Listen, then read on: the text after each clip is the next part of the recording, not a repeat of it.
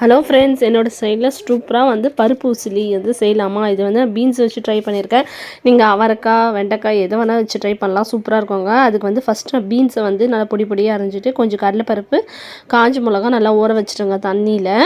இது வந்து பீன்ஸ் வந்து நம்ம வந்து ஒரு ஆஃப் பாயில் மாரி தண்ணியில் போட்டு ஒரு 10 மினிட்ஸ் விட்டு எடுத்துக்க போகிறோம். பீன்ஸ் கம்மியாக இருக்கிறதெல்லாம் என்ன பண்ணேன், குடமிளகாவும் கொஞ்சம் கட் பண்ணி வச்சுக்கிட்டேங்க. இந்த பருப்பை வந்து நல்லா நம்ம வடை கரைக்கிற மாதிரி நைஸாக அரைச்சிட்டு கொஞ்சம் குறப்பாக அரைச்சிட்டு நீங்கள் வந்து வேக வச்சுட்டு அப்புறம் கூட மிக்சியில் போட்டுக்கலாம். நான் கையிலே உதிர்த்துக்கிறேன். மிக்சியில் போட்டிங்கன்னா இன்னும் பூ மாதிரி இருக்கும். ஃபஸ்ட்டு எண்ணெய் ஊற்றி கடுகு போட்டு இது நல்லா நம்ம வந்து வறுத்துக்கணுங்க. கொஞ்சம் நேரம் வறுத்துட்ட பிறகு நம்ம பீன்ஸு சேர்த்துக்கலாம்.